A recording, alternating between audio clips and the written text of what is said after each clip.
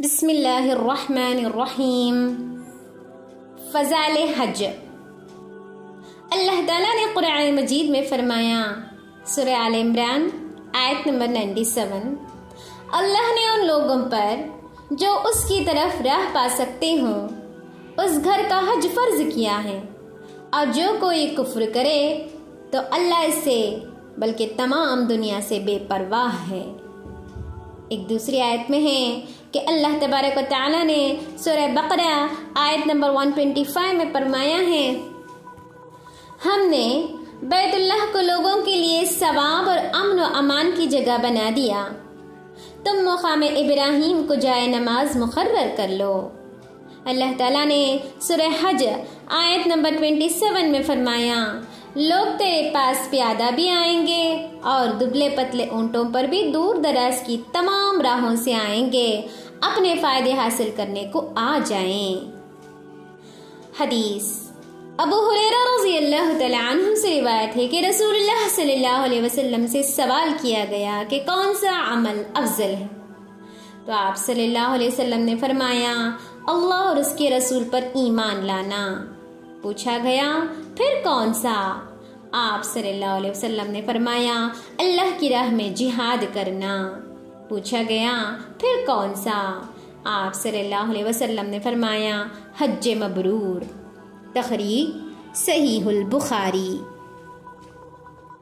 ابو الحکم سیاح بیان کرتے ہیں کہ میں نے ابو حازم کو فرماتے ہوئے سنا، اور وہ کہتے ہیں کہ میں نے ابو ہریرہ رضی اللہ تعالیٰ عنہ سے سنا، اور ابو ہریرہ رضی اللہ تعالیٰ عنہ بیان کرتے ہیں، میں نے نبی کریم صلی اللہ علیہ وسلم کو فرماتے ہوئے سنا، جس نے اللہ کے لیے حج کیا اور اس نے کوئی فحش اور بیہودہ بات کی، نہ اللہ کی نافرمانی کی، تو اس طرح پاک ہو کر لوٹا ہے جیسے آج ہی اس کی ماں نے اسے جنا ہے۔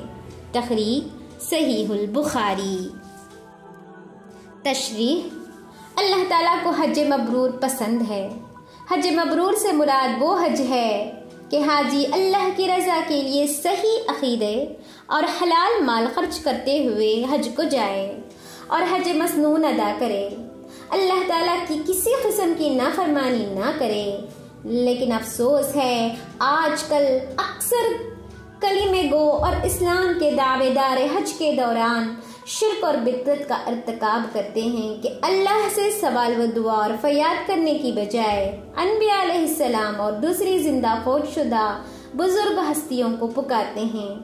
اگر حج بدعات کا ارتکاب کرتے ہیں، مثلا احرام میں کندھا شروع سے ننگا کر لینا، حالانکہ کندھا صرف طواف قدوم پہلا طواف کے وقت ننگا کرنا چاہیے، تلبیہ میں الفاظ کا اضافہ، طواف کے دوران غیر مسنون اور غیر ثابت شدہ الفاظ ادا کرنا، مینا اور مزدلفہ اور عرفات میں اصل مقامات کا خیال رکھنے اور اس میں ٹھہرے رہنے کے بجائے مختلف جگہوں کو اپنی طرف سے مقدس اور متبرک جان کر ان کا اہتمام کرنا، نماز قصر کی بجائے تمام یعنی پوری ادا کرنا، مغرب کی نماز عرفات میں ادا کرنا حالانکہ مزدلفہ جا کر ادا کرنی چاہیے، کنکریاں وقت سے پہلے مار لینا اور بلا وجہ عذر ایک دوسرے کی جگہ کنکریاں مارنا وغیرہ وغیرہ۔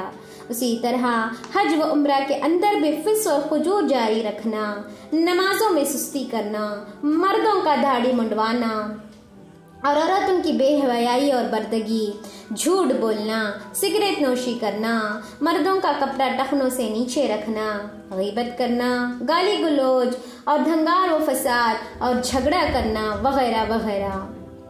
اکثر لوگ لاکھ روپے کے قریب خرچ کر کے اور جسمانی تکالیف اور پریشانیاں برداشت کر کے بھی حج مبرور سے محروم رہتے ہیں، جو بہت بڑا خسارہ ہے۔ اللہ تعالیٰ اس سے محفوظ رکھے، آمین۔ حج سے سابقہ تمام گناہ معاف ہو جاتے ہیں۔ عمرو بن عاص کی ایک طویل حدیث سے، جس میں عمرو بن عاص رضی اللہ تعالیٰ عنہ وفات کے وقت فرمایا، جب اللہ تعالیٰ نے اسلام کی محبت میرے دل میں ڈال دی تو میں نے نبی کریم صلی اللہ علیہ وسلم کی خدمت میں حاضر ہوا اور میں نے عرض کیا کہ آپ اپنا دایاں ہاتھ بڑھائیں۔ تاکہ میں آپ کی بیعت کر لوں۔ بس آپ نے اپنا دایاں ہاتھ بڑھایا تو میں نے اپنا ہاتھ واپس کھینچ لیا۔ آپ نے فرمایا عمرو کیا بات ہے؟ میں نے کہا میں ایک شرط لگانا چاہتا ہوں۔ آپ نے فرمایا بتلاؤ تمہاری کیا شرط ہے؟ میں نے کہا یہ کہ میرے گناہ بخش دیے جائیں۔ آپ نے فرمایا کیا تجھے نہیں معلوم کہ اسلام قبل از اسلام کے تمام گناہ ختم کر دیتا ہے، اور ہجرت اپنے سے قبل کے تمام گناہ ختم کر دیتی ہے، اور حج پہلے کے تمام گناہوں کو مٹا دیتا ہے؟ چنانچہ میں نے اسلام قبول کر لیا۔ اس کے بعد میرا یہ حال ہو گیا کہ مجھے رسول اللہ صلی اللہ علیہ وسلم سے زیادہ محبوب اور میری نظر میں آپ سے زیادہ جلیل القدر کوئی نہیں تھا۔ آپ کی عظمت اور جلالت کا نقش اس طرح میرے دل میں تھا کہ میں نظر بھر کر آپ صلی اللہ علیہ وسلم کی طرف دیکھنے کی طاقت نہیں رکھتا تھا، اور اگر مجھ سے آپ کا حلیہ مبارک بیان کرنے کو کہا جائے میں اسے بیان نہیں کر سکوں گا، اس لیے کہ میں نے کبھی نظر بھر کر آپ کو نہیں دیکھا۔ اگر میں اسی حال میں مر جاتا تو یقیناً امید تھی کہ میں اہل جنت میں سے ہوتا۔ تخریج صحیح مسلم۔ حج اور عمرے کے مابین متابعت کی فضیلت۔ عمرو بن دینار رحمۃ اللہ علیہ روایت کرتے ہیں کہ ابن عباس رضی اللہ تعالیٰ عنہ کہتے ہیں رسول اللہ صلی اللہ علیہ وسلم نے فرمایا پے در پہ حج اور عمرہ کیا کرو، کیونکہ وہ دونوں فقر یعنی غربت اور گناہوں کو ایسے دور کرتے ہیں جیسے بھٹی لوہے کی میل کچیل دور کر دیتی ہے۔ تخریج سنن نسائی، شواہد کے ساتھ یہ روایت صحیح ہے۔ عبداللہ بن عباس رضی اللہ تعالیٰ عنہ روایت کرتے ہیں کہ رسول اللہ صلی اللہ علیہ وسلم نے فرمایا پے در پہ حج اور عمرہ کیا کرو، کیونکہ وہ دونوں آدمی کو فقر اور گناہوں سے ایسے صاف کر دیتے ہیں جیسے بھٹی لوہے، سونے اور چاندی کی میل کچیل دھو دیتی ہے، اور حج مبرور کا بدلہ صرف جنت ہے۔ تخریج سنن نسائی، روایت صحیح غیری۔ حاجی اللہ کا مہمان ہے۔ مخرمہ اپنے باپ سے روایت کرتے ہیں، وہ کہتے ہیں میں نے سہیل بن ابی صالح سے سنا، اور انہوں نے اپنے باپ سے سنا، اور وہ کہتے ہیں میں نے ابو ہریرہ رضی اللہ تعالیٰ عنہ سے سنا، اور ابو ہریرہ رضی اللہ تعالیٰ عنہ کہتے ہیں کہ رسول اللہ صلی اللہ علیہ وسلم نے فرمایا اللہ کے مہمان تین ہیں، جہاد کرنے والا، حج کرنے والا، عمرہ کرنے والا۔ تخریج سنن نسائی، روایت حسن ہے۔ عمرہ اور حج کی فضیلت۔ ابو ہریرہ رضی اللہ تعالیٰ عنہ سے روایت ہے کہ رسول اللہ صلی اللہ علیہ وسلم نے فرمایا عمرہ دوسرے عمرے تک کی درمیانی مدت کے تمام گناہوں کا کفارہ بن جاتا ہے، اور حج مبرور کا بدلہ صرف جنت ہے۔ تخریج صحیح مسلم۔ رمضان میں عمرے کی فضیلت۔ ابن عباس رضی اللہ تعالیٰ عنہ بیان کرتے ہیں کہ جب نبی کریم صلی اللہ علیہ وسلم حج سے واپس تشریف لائے تو آپ نے ام سنان انصاریہ رضی اللہ تعالیٰ عنہا سے فرمایا تجھے حج سے کس چیز نے روکا؟ تو اس نے جواب دیا میرے خاوند کے پاس پانی بھرنے کے لیے 2 ہی اونٹ تھے، ایک پر وہ حج کرنے چلے گئے اور دوسرا ہماری کھیتی کو سیراب کرتا تھا۔ تو آپ نے فرمایا رمضان میں عمرہ کرنا میرے ساتھ حج کرنے کے برابر ہے۔ اور مسلم کی روایت میں ہے اس نے کہا میرے خاوند کے پاس پانی بھرنے کے لیے صرف 2 اونٹ تھے۔ تلبیہ یعنی لبیک والی دعا پڑھنا اور کہنا اور اس میں آواز بلند کرنے کی فضیلت۔ خلاد بن صائب انصاری اپنے باپ رضی اللہ تعالیٰ عنہ سے روایت کرتے ہیں کہ رسول اللہ صلی اللہ علیہ وسلم نے فرمایا میرے پاس جبرائیل علیہ السلام آئے تو انہوں نے مجھے حکم دیا کہ میں اپنے صحابہ اور ساتھیوں کو حکم دوں کہ وہ تلبیہ میں اپنی آوازیں بلند کریں۔ تخریج سنن ابی داؤد، روایت حسن ہے۔ سہل بن سعد رضی اللہ تعالیٰ عنہ بیان کرتے ہیں کہ رسول اللہ صلی اللہ علیہ وسلم نے فرمایا جو مسلمان تلبیہ کہتا ہے تو اس کے دائیں بائیں حجر شجر اور دیوار ہر چیز اس کے ساتھ تلبیہ کہتی ہے۔ تخریج جامع ترمذی، روایت حسن ہے۔ راہ حج یا دوران حج، مرنے والے کی فضیلت۔ اللہ تعالیٰ نے قرآن مجید میں سورۃ النساء آیت نمبر 100 میں فرمایا، اور جو کوئی اپنے گھر سے اللہ اور اس کے رسول صلی اللہ علیہ وسلم کی طرف نکل کھڑا ہو، پھر اسے موت آنے پکڑے، تو بھی یقیناً اس کا اجر اللہ کے ذمے ثابت ہو گیا، اور اللہ بڑا بخشنے والا مہربان ہے۔ تخریج جامع ترمذی۔ حدیث ابن عباس رضی اللہ تعالیٰ عنہ بیان کرتے ہیں کہ ایک حاجی وقوف عرفہ کے دوران اپنی سواری سے گر پڑا، جس سے اس کی گردن ٹوٹ گئی۔ نبی کریم صلی اللہ علیہ وسلم نے فرمایا، اس کو پانی اور بیرے کے پتوں سے غسل دو، اور 2 کپڑوں یعنی احرام کی 2 چادریں میں کفن کر دو، اور اس کو خوشبو لگاؤ، نہ اس کا سر ڈھانپو، کیونکہ وہ قیامت کو تلبیہ پکارتے ہوئے اٹھے گا۔ تخریج صحیح البخاری۔ حجر اسود کے استلام کی فضیلت۔ ابن عباس رضی اللہ تعالیٰ عنہ بیان کرتے ہیں کہ رسول اللہ صلی اللہ علیہ وسلم نے حجر اسود کے بارے میں فرمایا، اللہ کی قسم، اللہ اس حجر اسود کو قیامت کے دن اس حال میں اٹھائے گا کہ اس کی 2 آنکھیں ہوں گی جن سے وہ دیکھے گا، اس کی زبان ہوگی جس سے وہ کلام کرے گا، اور اس آدمی کے بارے میں گواہی دے گا جس نے صحیح معنی میں اس کا استلام کیا ہوگا۔ تخریج جامع ترمذی، روایت حسن ہے۔ تشریح استلام سے مراد حجر اسود کو چومنا یا ہاتھ یا کوئی اور چیز لگا کر اس کو چومنا، اور اگر یہ بھی ممکن نہ ہو تو پھر اس کی طرف ہاتھ کرنا۔ اگر ہاتھ سے استلام کیا جائے تو ہاتھ کو چومنا نہیں چاہیے۔ ابن عباس رضی اللہ تعالیٰ عنہ سے روایت ہے کہ رسول اللہ صلی اللہ علیہ وسلم نے فرمایا، حجر اسود جنت میں سے ہے، اور یہ برف سے زیادہ سفید تھا، یہاں تک کہ اہل شرک کے گناہوں نے اسے سیاہ کر دیا۔ تخریج مسند احمد، روایت صحیح ہے۔ 2 رکنوں حجر اسود و رکن یمانی کے استلام اور بیت اللہ کے طواف کی فضیلت۔ اللہ تعالیٰ نے سورہ حج آیت نمبر 29 میں فرمایا، اور اللہ کے قدیم گھر کا طواف کریں، اور اللہ تعالیٰ نے سورہ حج آیت نمبر 26 میں فرمایا، اور میرے گھر کو طواف، قیام، رکوع اور سجدہ کرنے والوں کے لیے پاک صاف رکھنا۔ حدیث عبداللہ بن عبید بن عمیر رضی اللہ تعالیٰ عنہ سے روایت ہے کہ ایک آدمی نے ابو عبد الرحمن عبداللہ بن عمر سے کہا کہ میں آپ کو دیکھتا ہوں کہ آپ صرف 2 رکنوں یعنی حجر اسود و رکن یمانی ہی کا استلام کرتے ہیں۔ تو انہوں نے کہا، میں نے رسول اللہ صلی اللہ علیہ وسلم کو فرماتے ہوئے سنا، ان دونوں کا چھونا گناہوں کو گرا دیتا ہے۔ اور آپ نے فرمایا، جس نے بیت اللہ شریف کے گرد 7 چکر لگائے یعنی طواف کیا تو اس کو ایک غلام آزاد کرنے کا ثواب ملے گا۔ تخریج سنن نسائی، روایت حسن ہے۔ ابن عباس رضی اللہ تعالیٰ عنہ سے روایت ہے کہ نبی کریم صلی اللہ علیہ وسلم نے فرمایا، بیت اللہ شریف کا طواف نماز کی مانند ہے، الا کہ طواف میں کلام کی اجازت ہے، بس جو طواف میں کلام کرے وہ صرف خیر اور بھلائی کا کلام کرے۔ تخریج جامع ترمذی۔ وقوف عرفہ کی فضیلت اور اس دن مغفرت اور بخشش کی امید۔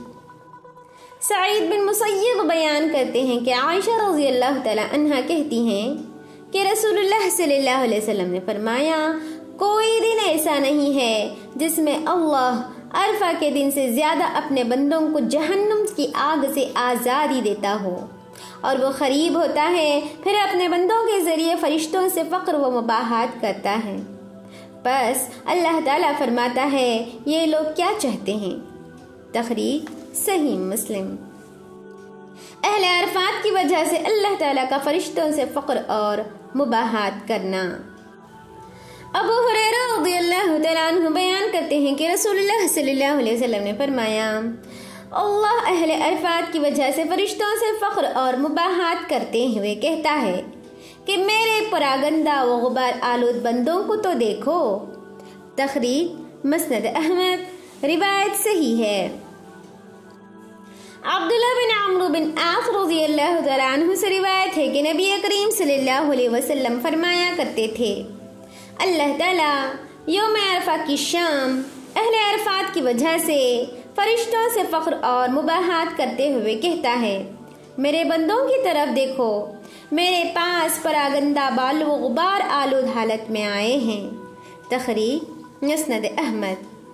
عبد الرحمن بن یعمر بیان کرتے ہیں میں رسول اللہ صلی اللہ علیہ وسلم کے پاس حاضر تھا کہ کچھ لوگوں نے آ کر آپ صلی اللہ علیہ وسلم سے حج کے بارے میں دریافت کیا تو رسول اللہ صلی اللہ علیہ وسلم نے فرمایا حج تو وقوف عرفہ ہے، پس جس نے عرفہ کی رات یعنی 9 ذی الحجہ اور 10 ذی الحجہ کی درمیانی رات پالی اس کا حج مکمل ہو گیا۔ اور ابو داؤد کی روایت میں ہے جو شخص مزدلفہ کی رات یعنی 10 ذی الحجہ کی صبح سے پہلے عرفات میں آ گیا اس کا حج مکمل ہے۔ ایام مینا 3 ہیں، پس جو 2 دن مینا میں گزارے اس پر کوئی گناہ نہیں اور جو تاخیر کرے اس پر بھی کوئی گناہ نہیں۔ راوی کہتا ہے کہ پھر آپ نے ایک آدمی کو اپنے پیچھے سواری پر بٹھایا جو آپ کے ان فرامین کی منادی کر رہا تھا۔ تخریج سنن نسائی، روایت صحیح ہے۔ یوم عرفہ کی دعا کے بہتر ہونے یا اس دن لا الہ الا اللہ کہنے کی فضیلت۔ طلحہ بن عبید اللہ بن قریظ رضی اللہ تعالی عنہ سے روایت ہے کہ رسول اللہ صلی اللہ علیہ وسلم نے فرمایا سب سے افضل دعا عرفہ کے دن کی دعا ہے اور سب سے افضل جب میں نے اور مجھ سے پہلے انبیاء نے کہا لا الہ الا اللہ وحدہ لا شریک لہ ہے۔ تخریج موطا امام مالک۔ عرفات کی مزید فضیلت کا بیان۔ اللہ تعالیٰ سورہ مائدہ کی آیت نمبر 3 میں فرماتے ہیں آج میں نے تمہارے لیے تمہارے دین کو کامل کر دیا اور تم پر اپنا انعام بھرپور کر دیا اور تمہارے لیے اسلام کے دین ہونے پر رضامند ہو گیا۔ حدیث عمر بن خطاب رضی اللہ تعالیٰ عنہ سے روایت ہے کہ یہود میں سے ایک آدمی نے ان سے کہا امیر المومنین تمہاری کتاب میں ایک آیت ہے جس کو تم پڑھتے ہو، وہ اگر ہم یہودیوں پر نازل ہوتی تو ہم اس آیت کے نازل ہونے والے دن کو عید بنا لیتے۔ انہوں نے کہا کون سی آیت؟ یہودی نے کہا آیت نمبر 3 سورہ مائدہ، آج میں نے تمہارے لیے تمہارے دین کو کامل کر دیا اور تم پر اپنا انعام بھرپور کر دیا اور تمہارے لیے اسلام کے دین ہونے پر رضامند ہو گیا۔ عمر رضی اللہ تعالیٰ عنہ نے کہا ہم اس دن اور جگہ کو جانتے ہیں جس میں یہ آیت رسول اللہ صلی اللہ علیہ وسلم پر نازل ہوئی تھی۔ آپ عرفات میں موجود تھے اور جمعۃ المبارک کا دن تھا۔ اور مسلم کی روایت میں ہے کہ عمر رضی اللہ تعالیٰ عنہ نے فرمایا میں وہ دن اور گھڑی جانتا ہوں جس میں آیت اتری تھی اور رسول اللہ صلی اللہ علیہ وسلم کہاں تھے جب یہ آیت اتری تھی۔ یہ آیت مزدلفہ کی رات اتری تھی اور ہم رسول اللہ صلی اللہ علیہ وسلم کے ساتھ عرفات میں موجود تھے۔ تخریج صحیح البخاری۔ مزدلفہ سے طلوع شمس قبل مینا کی طرف کوچ کرنے کی فضیلت۔ ابو اسحاق روایت کرتے ہیں میں نے عمرو بن میمون رضی اللہ تعالیٰ عنہ سے سنا، وہ کہتے ہیں میں مزدلفہ کی صبح عمر رضی اللہ تعالیٰ عنہ کے پاس موجود تھا۔ انہوں نے مزدلفہ میں 10 ذی الحجہ کی صبح کی نماز کے بعد وقوف کیا، پھر فرمایا مشرکین سورج طلوع ہونے کے بعد مزدلفہ سے مینا کی طرف روانہ ہوتے تھے اور کہتے تھے اے سبیر یعنی مزدلفہ کے پہاڑ کا نام، سورج نکال تاکہ ہم جائیں۔ رسول اللہ صلی اللہ علیہ وسلم نے ان کی مخالفت کی۔ پھر وہ حضرت عمر رضی اللہ تعالی عنہ سورج طلوع ہونے سے پہلے مزدلفہ سے روانہ ہوئے۔ تخریج صحیح البخاری۔ سر کے بال منوانے کی سر کے بال کترانے پر فضیلت۔ عبداللہ بن عمر رضی اللہ تعالیٰ عنہ بیان کرتے ہیں کہ رسول اللہ صلی اللہ علیہ وسلم نے فرمایا اے اللہ سر کے بال منڈانے والوں پر رحم فرما۔ صحابہ کرام نے عرض کیا اور سر کے بال کترانے والوں پر بھی؟ آپ نے فرمایا اے اللہ سر کے بال منڈوانے والوں پر رحم فرما۔ انہوں نے عرض کیا اور سر کے بال کترانے والوں پر بھی؟ آپ نے فرمایا سر کے بال کترانے والوں پر بھی رحم فرما۔ لیس بیان کرتے ہیں نافع نے مجھے بیان کیا آپ نے سر کے بال منڈانے والوں کے لیے 1 یا 2 مرتبہ رحم کی دعا کی۔ عبید اللہ بیان کرتے ہیں نافع نے مجھے بیان کیا آپ نے 4تھی مرتبہ سر کے بال کترانے والوں کے لیے رحم کی دعا کی۔ تخریج صحیح البخاری۔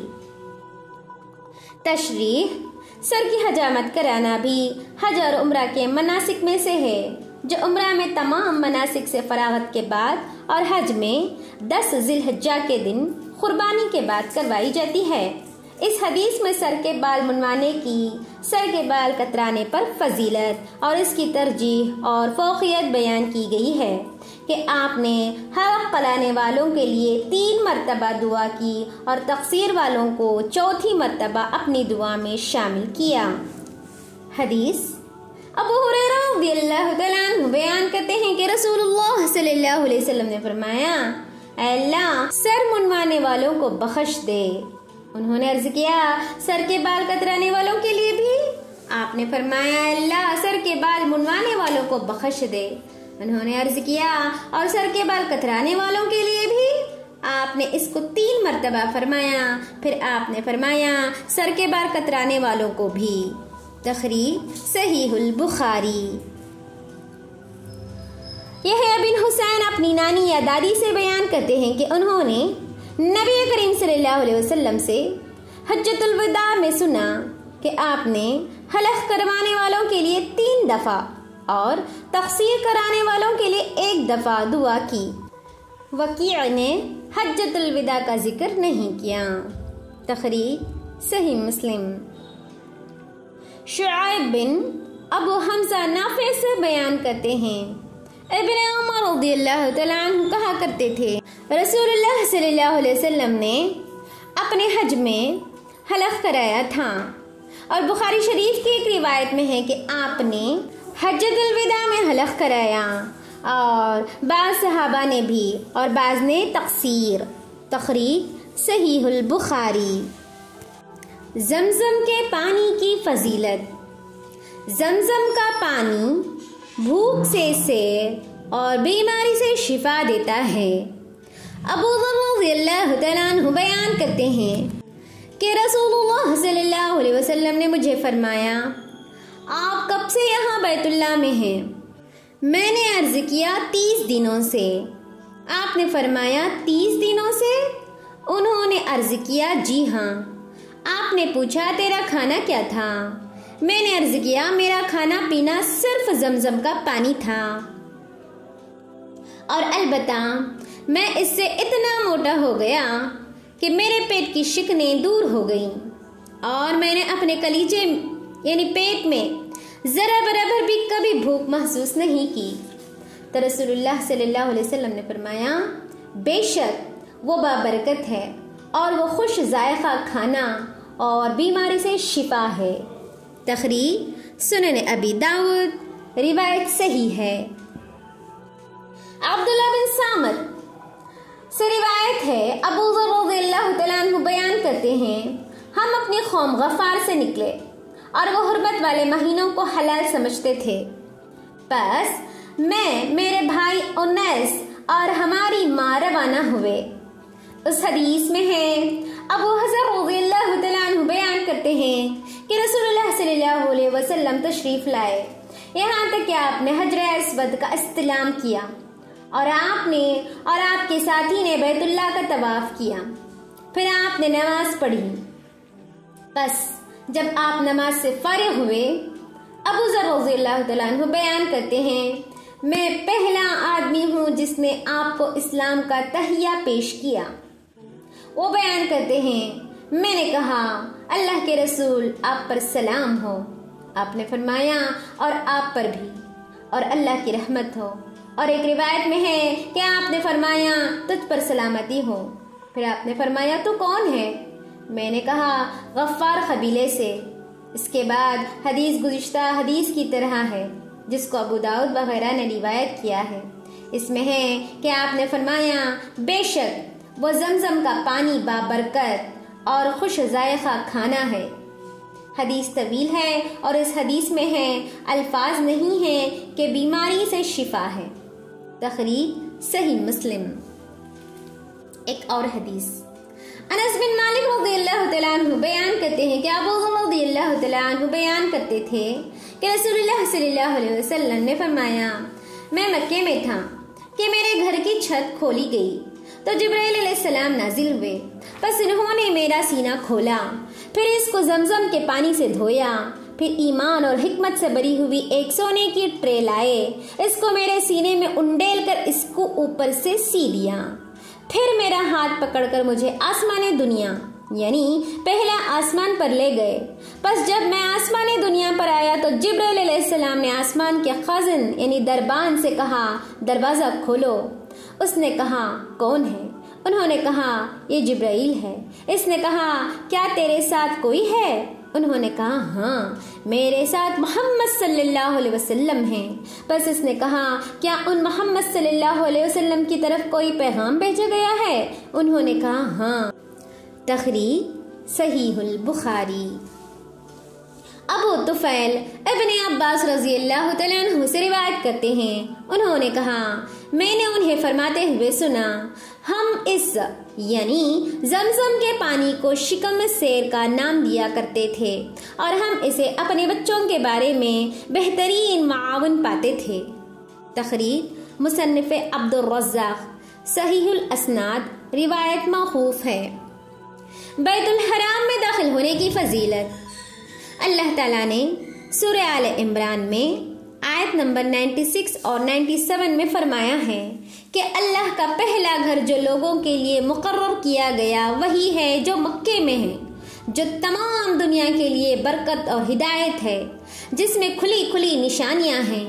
مقام ابراہیم ہے، اس میں جو آئے امن والا ہو جاتا ہے. حدیث مکہ مکرمہ یا مکہ مکرمہ اور مدینہ منورہ کی مسجد میں نماز پڑھنے کی فضیلت.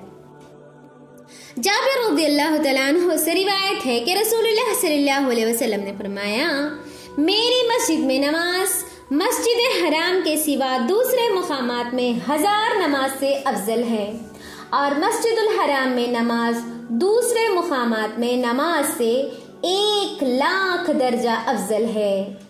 اور مسند احمد کی ایک روایت ہے میری اس مسجد میں نماز دوسرے مقامات میں نماز سے 1000 درجہ افضل ہے. تخریج سنن ابن ماجہ. روایت صحیح ہے. مسجد نبوی اور مکہ مکرمہ کی مسجد یعنی مسجد الحرام میں نماز کی فضیلت کا مزید بیان. ابو ہریرہ رضی اللہ تعالیٰ عنہ سے روایت ہے کہ نبی کریم صلی اللہ علیہ وسلم نے فرمایا میری اس مسجد یعنی مسجد نبوی میں نماز مسجد حرام کے سوا دوسرے مقامات میں 1000 نماز ادا کرنے سے افضل ہے. تخریج صحیح البخاری. ابن عمر رضی اللہ تعالیٰ عنہ نبی کریم صلی اللہ علیہ وسلم سے روایت کرتے ہیں کہ آپ صلی اللہ علیہ وسلم نے فرمایا میری اس مسجد میں نماز مسجد حرام کے سوا دوسرے مقامات میں نماز ادا کرنے سے 1000 درجہ افضل ہے. تخریج صحیح مسلم. ایک اور حدیث ابراہیم بن عبداللہ بن معبد بن عباس سے روایت ہے، انہوں نے کہا ایک عورت بیمار ہو گئی تو اس نے کہا اگر اللہ نے مجھے شفا دی تو میں بیت المقدس میں جا کر نماز ادا کروں گی۔ پس وہ شفایاب ہو گئی اور جانے کی تیاری کی تو وہ نبی کریم صلی اللہ علیہ وسلم کی زوجہ محترمہ میمونہ رضی اللہ تعالی عنہا کو سلام کرنے آئی اور ان کو اپنے پروگرام کے متعلق بتایا تو انہوں نے کہا بیٹھ جا، میں نے جو کھانا تیار کیا ہے اسے کھا اور رسول اللہ صلی اللہ علیہ وسلم کی مسجد نبوی میں نماز پڑھ، کیونکہ میں نے رسول اللہ صلی اللہ علیہ وسلم کو فرماتے ہوئے سنا اس میں ایک نماز مسجد کعبہ کے سوا دوسرے مقامات میں 1000 نماز ادا کرنے سے افضل ہے۔ تخریج مسند احمد، روایت صحیح ہے۔ جس مسجد کی بنیاد تقوی پر ہے وہ مسجد نبوی ہے۔ سورۃ التوبہ آیت نمبر 108۔ اللہ تعالیٰ نے فرمایا البتہ جس مسجد کی بنیاد اول دن سے تقوی پر رکھی گئی ہے وہ اس لائق ہے کہ آپ اس میں کھڑے ہوں۔ حدیث حمید قرات روایت کرتے ہیں میں نے ابو سلمہ بن عبد الرحمن سے سنا، وہ کہتے ہیں عبد الرحمن بن ابو سعید خدری رضی اللہ تعالیٰ عنہ میرے پاس سے گزرے، کہتے ہیں میں نے انہیں کہا آپ نے اپنے باپ سے اس مسجد کے بارے میں جس کی بنیاد تقوی پر رکھی گئی کیا سنا ہے؟ انہوں نے کہا میرے والد ابو سعید خدری رضی اللہ تعالیٰ عنہ نے کہا میں نے رسول اللہ صلی اللہ علیہ وسلم کے پاس آپ کے گھروں میں سے ایک گھر میں آیا تو میں نے عرض کیا اللہ کے رسول 2 مسجدوں یعنی مسجد نبوی اور مسجد قباء میں سے کون سی مسجد ہے جس کی بنیاد تقوی پر رکھی گئی ہے؟ تو آپ نے کنکریوں کی مٹھی لے کر زمین پر پھینکی، پھر فرمایا وہ تمہاری یہ مسجد ہے، یعنی مدینہ منورہ کی مسجد۔ انہوں نے یعنی ابو سلمہ بن عبد الرحمن نے کہا میں نے کہا میں گواہی دیتا ہوں کہ میں نے بھی آپ کے باپ سے سنا، وہ اسی طرح ذکر کرتے تھے۔ تخریج صحیح مسلم۔ حدیث رسول اللہ صلی اللہ علیہ وسلم کے گھر اور آپ کے منبر کے درمیان عبادت کی فضیلت۔ ابو ہریرہ رضی اللہ تعالی عنہ سے روایت ہے کہ آپ صلی اللہ علیہ وسلم نے فرمایا میرے گھر اور میرے منبر کے درمیان جو جگہ ہے وہ جنت کے باغوں میں سے ایک باغ ہے اور میرا منبر میرے حوض پر ہے۔ تخریج صحیح البخاری۔ بیت الحرام مسجد نبوی کی فضیلت۔ جابر بن عبداللہ رضی اللہ تعالیٰ عنہ رسول اللہ صلی اللہ علیہ وسلم سے روایت کرتے ہیں کہ آپ صلی اللہ علیہ وسلم نے فرمایا بہترین جگہ جس کی طرف رقت سفر باندھا جاتا ہے وہ میری یہ مسجد اور بیت اللہ شریف ہے۔ تخریج مسند احمد، روایت حسن ہے۔ 4 مساجد جن میں دجال داخل نہیں ہو سکے گا۔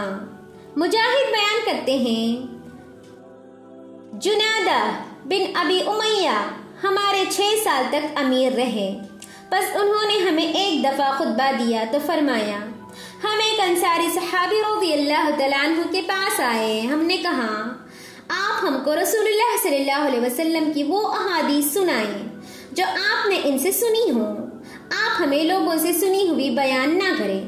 پس ہم نے ان پر سختی کی تو انہوں نے کہا رسول اللہ صلی اللہ علیہ وسلم نے ہمیں خطبہ دیا تو آپ نے فرمایا میں تمہیں مسیح یعنی مسیح الدجال سے ڈراتا ہوں، وہ کانا ہوگا۔ راوی کہتے ہیں میرا خیال ہے کہ آپ نے فرمایا وہ بائیں آنکھ سے کانا ہوگا۔ آپ نے فرمایا اس کے ساتھ روٹی کے پہاڑ اور پانی کی نہریں ہوں گی، اس کی نشانی یہ ہے کہ وہ زمین میں 40 دن تک ٹہرے گا، اس کی حکومت چاروں طرف ہوگی لیکن وہ 4 مساجد میں نہیں آ سکے گا، کعبہ، مسجد نبوی، مسجد اقصی، طور۔ جو کچھ بھی ہو یہ بات اچھی طرح جان لو کہ اللہ کانا نہیں ہے۔ ابن عون رحمت اللہ علیہ بیان کرتے ہیں میرا خیال ہے انہوں نے بیان کیا اس دجال کو ایک آدمی پر غلبہ دیا جائے گا، پس وہ اس کو قتل کرے گا، پھر اس کو زندہ کرے گا اور اس کے علاوہ اسے کسی اور پر مسلط نہیں کیا جائے گا۔ اور ابن عون مجاہد سے بیان کرتے ہیں، انہوں نے کہا جنادہ بن ابی امیہ بحری سفر میں 6 سال تک ہمارے امیر رہے۔ تخریج مسند احمد، روایت صحیح ہے۔ 3 مساجد، مسجد حرام، مسجد نبوی، بیت المقدس کی فضیلت۔ عبد الملک روایت کرتے ہیں، میں نے زیاد کے آزاد کردہ غلام قزعہ سے سنا، وہ بیان کرتے ہیں میں نے ابو سعید خدری رضی اللہ تعالیٰ عنہ سے 4 احادیث سنی جو انہوں نے نبی کریم صلی اللہ علیہ وسلم سے سنی، وہ مجھے بہت اچھی لگیں۔ آپ نے فرمایا کوئی عورت خاوند یا محرم کے بغیر 2 دن کا بھی سفر نہ کرے، 2 دنوں یعنی عید الفطر اور عید الاضحیٰ کا روزہ نہیں، اور 2 نمازوں کے بعد کوئی نماز نہیں، صبح کے بعد طلوع شمس تک اور عصر کے بعد غروب شمس تک، اور 3 مساجد، مسجد حرام، مسجد اقصی اور میری مسجد کے سوا رقت سفر نہ باندھا جائے۔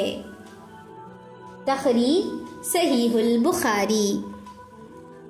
ابو ہریرہ رضی اللہ تعالیٰ عنہ نبی کریم صلی اللہ علیہ وسلم سے روایت کرتے ہیں کہ آپ صلی اللہ علیہ وسلم نے فرمایا 3 مساجد، مسجد حرام، مسجد رسول اللہ صلی اللہ علیہ وسلم اور مسجد اقصی کے سوا رقت سفر نہ باندھا جائے۔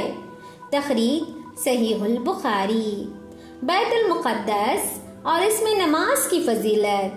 اللہ تعالیٰ نے سورہ بنی اسرائیل آیت نمبر 1 میں فرمایا پاک ہے وہ اللہ جو اپنے بندے کو رات ہی رات میں مسجد حرام سے مسجد اقصی تک لے گیا، جس کے آس پاس ہم نے برکت دے رکھی ہے۔ حدیث ابراہیم تیمی اپنے باپ سے بیان کرتے ہیں میں نے ابو ذر رضی اللہ تعالیٰ عنہ سے سنا، اور حضرت ابو ذر کہتے ہیں میں نے عرض کیا اے اللہ کے رسول، زمین پر سب سے پہلے کون سی مسجد بنائی گئی؟ تو آپ صلی اللہ علیہ وسلم نے فرمایا مسجد الحرام۔ انہوں نے کہا میں نے عرض کیا پھر کون سی؟ آپ صلی اللہ علیہ وسلم نے فرمایا مسجد اقصی۔ میں نے کہا ان دونوں کے درمیان کتنا فاصلہ ہے؟ آپ نے فرمایا 40 سال۔ پھر اس کے بعد جہاں بھی نماز کا وقت ہو جائے تو نماز پڑھ لے، کیونکہ فضیلت اسی میں ہے۔ تخریج صحیح البخاری۔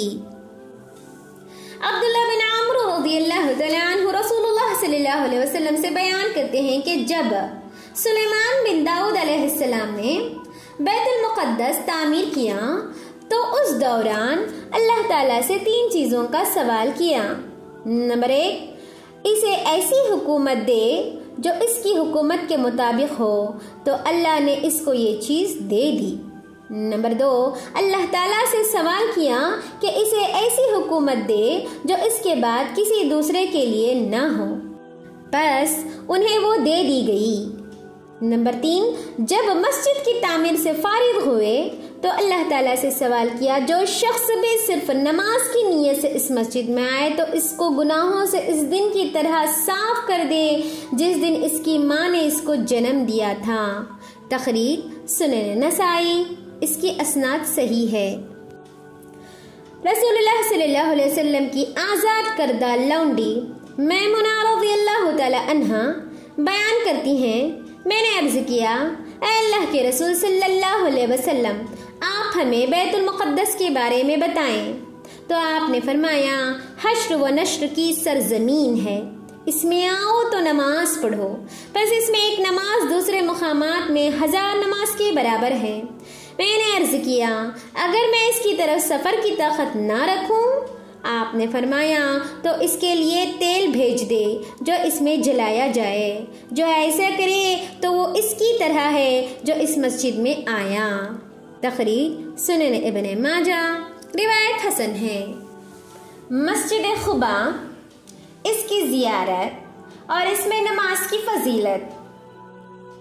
نافع سے روایت ہے کہ ابن عمر رضی اللہ تعالیٰ عنہ نماز ضحیٰ یعنی چاشت کی نماز صرف 2 دن پڑھتے تھے۔ ایک اس دن جس دن مکہ مکرمہ آتے تھے، کیونکہ وہ چاشت کے وقت مکہ مکرمہ میں داخل ہوتے، بیت اللہ کا طواف کرتے، پھر مقام ابراہیم کے پیچھے 2 رکعات نماز ادا کرتے، اور اس دن جب مسجد قباء آتے، بس وہ ہر ہفتے کو مسجد قباء میں آتے۔ جب مسجد قباء میں داخل ہوتے تو نماز پڑھے بغیر مسجد سے باہر نکلنا ناپسند کرتے تھے۔ نافع کہتے ہیں، ابن عمر رضی اللہ تعالیٰ عنہ بیان کرتے ہیں کہ رسول اللہ صلی اللہ علیہ وسلم پیدل یا سواری پر مسجد قباء کی زیارت کیا کرتے تھے، اور ایک روایت میں ہے کہ نبی کریم صلی اللہ علیہ وسلم ہر ہفتے پیدل یا سواری پر مسجد قباء تشریف لایا کرتے تھے، اور عبداللہ بن عمر رضی اللہ تعالیٰ عنہ بھی اسی طرح کرتے تھے۔ تخریج صحیح البخاری۔ ابن عمر رضی اللہ تعالیٰ عنہ سے ابن نمیر کی روایت۔ ابن عمر رضی اللہ تعالیٰ عنہ بیان کرتے ہیں کہ رسول اللہ صلی اللہ علیہ وسلم پیدل یا سواری پر مسجد قباء تشریف لایا کرتے تھے، بس آپ اس میں 2 رکعت نماز ادا کرتے تھے۔ ابو بکر نے اپنی روایت میں نقل کیا ہے، ابن نمیر نے بیان کیا کہ اس میں 2 رکعت ادا کرتے تھے۔ تخریج صحیح مسلم۔ عائشہ بنت سعد بیان کرتی ہیں، میں نے اپنے باپ سعد بن ابی وقاص رضی اللہ تعالیٰ عنہ کو فرماتے ہوئے سنا، مجھے مسجد قباء میں نماز ادا کرنا بیت المقدس میں نماز ادا کرنے سے زیادہ محبوب ہے۔ تخریج مصنف ابن ابی شیبہ، روایت موقوف ہے۔ وادی عقیق اور اس میں نماز کی فضیلت۔ اکرمہ رضی اللہ تعالیٰ عنہ روایت کرتے ہیں کہ ابن عباس رضی اللہ تعالیٰ عنہ بیان کرتے ہیں کہ انہوں نے عمر رضی اللہ تعالیٰ عنہ سے سنا، وہ بیان کرتے ہیں، میں نے نبی کریم صلی اللہ علیہ وسلم کو وادی عقیق میں فرماتے ہوئے سنا، میرے رب کی طرف سے رات کو ایک آنے والا میرے پاس آیا تو اس نے کہا، اس مبارک وادی میں نماز ادا کریں، اور کہیں کہ میں نے حج کے ساتھ عمرے کی بھی نیت کی۔ تخریج صحیح البخاری۔ ذوالحجہ کے پہلے 10 دنوں اور ان میں عبادت کی فضیلت۔ ابن عباس رضی اللہ تعالیٰ عنہ نبی کریم صلی اللہ علیہ وسلم سے روایت کرتے ہیں کہ آپ صلی اللہ علیہ وسلم نے فرمایا، کسی اور دن میں عبادت ان 10 دنوں میں عبادت کرنے سے افضل نہیں۔ انہوں نے عرض کیا، جہاد بھی نہیں؟ آپ نے فرمایا، جہاد بھی نہیں، مگر وہ آدمی جو اپنی جان اور مال لے کر اللہ کی راہ میں نکلے اور کسی چیز کے ساتھ واپس نہ آئے۔ تخریج صحیح البخاری۔ عید کے دن عیدگاہ کی طرف جانے اور تکبیر کہنے کی فضیلت۔ اور سورہ بقرہ میں ہے، وہ چاہتا ہے کہ تم گنتی پوری کر لو اور اللہ کی دی ہوئی ہدایت پر اس کی بڑائی بیان کرو۔ حدیث ام عطیہ رضی اللہ تعالیٰ عنہ بیان کرتی ہیں، ہم کو حکم دیا جاتا تھا کہ ہم عید کے دن عیدگاہ کی طرف نکلیں، حتیٰ کہ کنواری، پردے اور حیض والیوں کو بھی، بس وہ حیض والیاں لوگوں سے پیچھے بیٹھ جائیں، ان کی تکبیر اور دعا میں شامل ہوں تاکہ اس دن کی برکت اور پاکیزگی حاصل کر سکیں۔ اور ایک روایت میں ہے، ہمیں ہمارے نبی کریم صلی اللہ علیہ وسلم نے حکم دیا ہے کہ ہم نوجوان اور پردے دار عورتوں کو عیدگاہ کی طرف نکالیں اور حیض والیاں نماز سے علیحدہ رہیں۔ تخریج صحیح البخاری۔ قربانی کے دن کی فضیلت، اور یہی حج اکبر کا دن ہے۔ اللہ تعالیٰ نے سورۃ التوبہ آیت نمبر 3 میں فرمایا، اللہ اور اس کے رسول کی طرف سے لوگوں کو بڑے حج کے دن صاف اطلاع ہے۔ حدیث ابن عمر رضی اللہ تعالیٰ عنہ سے روایت ہے کہ رسول اللہ صلی اللہ علیہ وسلم نے اپنے حج کے موقع پر قربانی کے دن جمرات کے درمیان کھڑے ہو کر پوچھا، ایک کون سا دن ہے؟ انہوں نے کہا، قربانی کا دن ہے۔ آپ نے فرمایا، یہی حج اکبر کا دن ہے۔ تخریج سنن ابی داؤد۔ یوم النحر اور یوم القر یعنی 11 ذی الحجہ کی فضیلت۔ عبداللہ بن قرطب نبی کریم صلی اللہ علیہ وسلم سے بیان کرتے ہیں کہ آپ نے فرمایا اللہ تعالیٰ کے ہاں سب سے عظیم دن یوم النحر ہے، پھر یوم القر۔ عیسیٰ راوی کہتے ہیں کہ سور نے کہا کہ وہ دوسرا دن یعنی 11 ذی الحجہ ہے، اور انہوں نے عبداللہ بن قرط رضی اللہ تعالیٰ عنہ نے کہا کہ 5 یا 6 قربانیاں رسول اللہ صلی اللہ علیہ وسلم کے قریب کی گئیں تو وہ سب آپ کے قریب ہوتی تھیں کہ آپ ان میں سے پہلے کسی کی قربانی کرتے ہیں۔ پس جب وہ سب ذبح ہو گئیں تو آپ نے آہستہ سے ایک بات کہی جسے میں سمجھ نہ سکا، تو میں نے پوچھا آپ نے کیا فرمایا؟ تو اس نے بتایا جو چاہے ان قربانیوں سے گوشت لے لے۔ تخریج سنن ابی داؤد، روایت صحیح ہے۔ عائشہ رضی اللہ تعالی عنہا سے روایت ہے کہ رسول اللہ صلی اللہ علیہ وسلم نے فرمایا قربانی کے لیے ایسا مینڈھا لایا جائے جس کی ٹانگیں، پیٹ اور آنکھیں سیاہ ہوں۔ چنانچہ ایسا مینڈھا لایا گیا۔ آپ نے عائشہ رضی اللہ تعالی عنہا سے فرمایا چھری لاؤ، پھر فرمایا اس کو پتھر پر تیز کرو۔ پس انہوں نے ایسا ہی کیا تو آپ نے وہ چھری لی اور مینڈھا پکڑا، اس کو لٹایا، پھر اس کو ذبح کیا، پھر یہ دعا پڑھی بسم اللہ اللہم تقبل من محمد وآل محمد ومن امت محمد ثم الضحى بہ، یعنی اے اللہ محمد صلی اللہ علیہ وسلم کی آل اور محمد صلی اللہ علیہ وسلم کی امت سے قبول فرما، پھر اس کی قربانی دی۔ اور مسند احمد وغیرہ کی روایت میں ہے کہ آپ صلی اللہ علیہ وسلم نے مینڈھا پکڑا، اس کو لٹایا، پھر اس کو ذبح کیا اور پھر یہ دعا پڑھی۔ تخریج صحیح مسلم۔ قربانیاں۔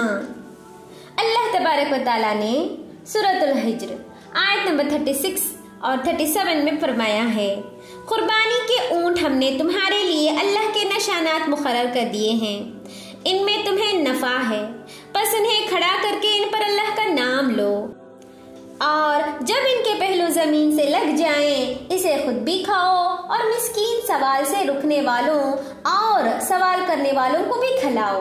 اس طرح ہم نے چوپائیوں کو تمہارے ماتحت کر دیا ہے کہ تم شکر گزاری کرو۔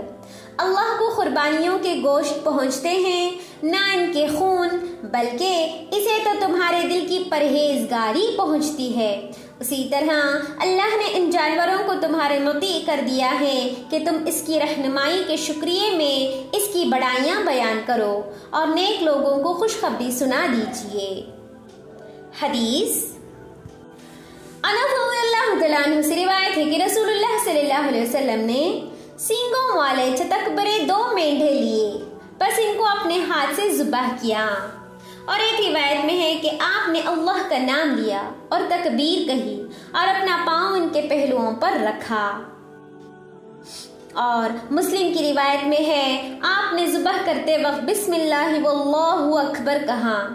تخریج صحیح البخاری۔ گھر میں رہنے اور حج سے فارغ ہو کر یا اپنے کام سے فارغ ہو کر جلد واپس آ جانے کی فضیلت۔ عائشہ رضی اللہ تعالیٰ عنہا سے روایت ہے کہ رسول اللہ صلی اللہ علیہ وسلم نے فرمایا جب تم میں سے کوئی حج ادا کر لے تو وہ جلد اپنے اہل خانہ کے پاس واپس آ جائے، کیونکہ اس میں اس کے لیے بڑا اجر و ثواب ہے۔ تخریج سنن دارقطنی، روایت حسن ہے۔ ابو ہریرہ رضی اللہ تعالیٰ عنہ نبی کریم صلی اللہ علیہ وسلم سے روایت کرتے ہیں کہ آپ صلی اللہ علیہ وسلم نے فرمایا سفر عذاب یعنی تکلیف کا حصہ ہے، یہ تم میں سے مسافر کو اس کے کھانے پینے اور نیند سے روکتا ہے، پس جب تم میں سے کوئی اپنا مقصد حاصل کر لے تو گھر آنے میں جلدی کرے۔ اور ابن ماجہ کی روایت میں ہے پس جب تم میں سے کوئی اپنے سفر میں اپنا مقصد حاصل کر لے تو وہ اپنے اہل خانہ کے پاس آنے میں جلدی کرے۔ تخریج صحیح البخاری۔ وفات تک مدینہ شریف میں رہنے کی فضیلت۔ مدینہ منورہ میں آنے والی تکلیف پر صبر اور اس میں فوت ہونے کی فضیلت۔ عامر بن سعد اپنے باپ سعد بن ابی وقاص رضی اللہ تعالیٰ عنہ سے بیان کرتے ہیں کہ انہوں نے کہا کہ رسول اللہ صلی اللہ علیہ وسلم نے فرمایا میں مدینہ منورہ کے 2 حوروں دو پتھریلی طرفوں کے درمیان علاقے کو حرام کرتا ہوں کہ اس کا درخت کاٹا جائے اور اس کا شکار قتل کیا جائے، اور فرمایا مدینہ منورہ ان کے لیے بہتر ہے، کاش کہ وہ جان لیں جو شخص بے رغبتی کا اظہار کرتے ہوئے یہاں سے چلا جائے گا تو اللہ اس سے بہتر شخص کو یہاں لے آئے گا، اور جو شخص اس کی تکالیف و شدائد پر صبر کرے گا تو میں قیامت کے دن اس کا سفارشی اور گواہ ہوں گا۔ اور ایک روایت میں ہے جو شخص اہل مدینہ کے ساتھ برائی کا ارادہ کرے گا تو اللہ اس کو سیسے کے پگھلنے کی طرح یا پانی میں نمک کے حل ہو جانے کی طرح آگ میں پگھلائے گا۔ تخریج صحیح مسلم۔ ابو ہریرہ رضی اللہ تعالیٰ عنہ سے روایت ہے کہ رسول اللہ صلی اللہ علیہ وسلم نے فرمایا جو شخص مدینہ منورہ کی تکلیف اور شدت پر صبر کرے گا تو میں قیامت کے دن اس کا سفارشی اور گواہ ہوں گا۔ تخریج صحیح مسلم۔ ابن عمر رضی اللہ تعالیٰ عنہ بیان کرتے ہیں میں نے رسول اللہ صلی اللہ علیہ وسلم کو فرماتے ہوئے سنا جو شخص مدینہ منورہ کی تکلیف اور شدت پر صبر کرے گا تو میں قیامت کے دن اس کا سفارشی اور گواہ ہوں گا۔ اور ایک روایت میں ہے عبداللہ بن عمر رضی اللہ تعالیٰ عنہ کی لونڈی ان کے پاس آئی تو اس نے آپ کو سلام کیا اور عرض کیا کہ ابو عبد الرحمن حالات بہت مشکل ہو چکے ہیں، اس لیے میں مدینہ چھوڑنا چاہتی ہوں۔ تو انہوں نے اس سے فرمایا اری بے وقوف بیٹھی رہو، کیونکہ میں نے رسول اللہ صلی اللہ علیہ وسلم کو فرماتے ہوئے سنا جو شخص مدینہ منورہ کی تکلیف و شدت پر صبر کرے گا میں قیامت کے دن اس کا سفارشی اور گواہ ہوں گا۔ تخریج صحیح مسلم۔ مہری کے آزاد کردہ غلام ابو سعید سے روایت ہے کہ فتنہ ہرا کے وقت وہ ابو سعید خدری رضی اللہ تعالیٰ عنہ کے پاس آئے اور مدینہ منورہ چھوڑنے کے بارے میں ان سے مشورہ کیا کہ مدینہ منورہ میں چیزوں کے بھاؤ زیادہ ہو گئے ہیں اور بچے زیادہ ہونے کی وجہ سے اس میں مہنگائی میں نہیں رہ سکتا اور مدینہ منورہ کی تکلیف اور شدت پر صبر نہیں کر سکتا۔ تو انہوں نے اس سے کہا افسوس ہے، اس وجہ سے میں تجھ کو مدینہ چھوڑنے کا مشورہ نہیں دے سکتا، کیونکہ میں نے رسول اللہ صلی اللہ علیہ وسلم کو فرماتے ہوئے سنا جس نے اسلام کی حالت میں مدینہ منورہ کی تکلیف اور شدت پر وفات تک صبر کیا تو میں قیامت کے دن اس کا سفارشی اور گواہ ہوں گا۔ تخریج صحیح مسلم۔ زید بن اسلم اپنے باپ سے بیان کرتے ہیں کہ عمر رضی اللہ تعالیٰ عنہ نے دعا کی اے اللہ مجھے اپنی راہ میں شہادت نصیب فرمانا اور میرا مرنا اپنے رسول صلی اللہ علیہ وسلم کے شہر میں مقدر کر دے۔ تخریج صحیح البخاری۔ ایمان مدینے میں سمٹ جائے گا۔ ابو ہریرہ رضی اللہ تعالیٰ عنہ سے روایت ہے کہ رسول اللہ صلی اللہ علیہ وسلم نے فرمایا ایمان مدینہ منورہ میں ایسے سمٹ جائے گا جیسے سانپ اپنے بل کی طرف سمٹ جاتا ہے۔ تخریج صحیح البخاری۔ مدینہ منورہ میں رہائش اختیار کرنے کی فضیلت۔ انس رضی اللہ تعالیٰ عنہ نبی کریم صلی اللہ علیہ وسلم سے روایت کرتے ہیں کہ آپ صلی اللہ علیہ وسلم نے فرمایا اے اللہ آپ نے مکہ میں جو برکت رکھی ہے اس سے دگنی برکت مدینہ منورہ میں کر دے۔ تخریج صحیح البخاری۔ جابر رضی اللہ تعالیٰ عنہ بیان کرتے ہیں کہ ایک اعرابی نبی کریم صلی اللہ علیہ وسلم کے پاس آیا تو اس نے آپ سے اسلام پر بیعت کی۔ وہ دوسرے دن بخار کی حالت میں آیا تو اس نے کہا میری بیعت واپس کر، یعنی میں بیعت توڑتا ہوں۔ آپ نے 3 بار انکار کیا، پھر آپ نے فرمایا مدینہ منورہ بھٹی کی مانند ہے، وہ خبیث کو یہاں سے دور کرتا ہے اور طیب کو خالص کرتا ہے۔ تخریج صحیح البخاری۔ دجال مکہ مکرمہ اور مدینہ منورہ میں داخل نہیں ہو سکے گا اور اسی طرح طاعون مدینہ منورہ میں نہیں آئے گا۔ ابو بکر رضی اللہ تعالیٰ عنہ نبی کریم صلی اللہ علیہ وسلم سے روایت کرتے ہیں کہ آپ صلی اللہ علیہ وسلم نے فرمایا مدینہ منورہ میں دجال کا رعب داخل نہیں ہوگا۔ اس دن مدینہ منورہ کے 7 دروازے ہوں گے، ہر دروازے پر 2 فرشتے مقرر ہوں گے، اور مسند احمد میں ہے وہ دونوں مدینہ منورہ سے دجال کا رعب دور کریں گے۔ تخریج صحیح البخاری۔ ابو रज़ी अल्लाह तआला अन्हु रिवायत करते हैं कि रसूलुल्लाह सल्लल्लाहु अलैहि वसल्लम ने फरमाया, मदीना मुनव्वरा के दरवाजे पर फरिश्ते होंगे, इसमें ताउन और दज्जाल दाखिल नहीं होगा। और मुस्लिम शरीफ में है, मसीहत दज्जाल मशरिक की तरफ से आएगा, इसका मकसद मदीना मुनव्वरा में दाखिल होना होगा, हत्ता कि वो हद के पहाड़ के पीछे उतरेगा, फिर फरिश्ता इसका चेहरा शाम की तरफ फेर देंगे और वहाँ हिलाक होगा। तखरीज सहीहुल बुखारी। अनस बिन मालिक नबी करीम सल्लल्लाहु अलैहि वसल्लम से रिवायत करते हैं कि आप सल्लल्लाहु अलैहि वसल्लम ने फरमाया, दज्जाल मक्का और मदीने के अलावा हर शहर में दाखिल होगा। मक्का और मदीने के हर दरवाजे पर फरिश्ते कतार की सूरत में खड़े होंगे, इसकी हिफाजत करेंगे।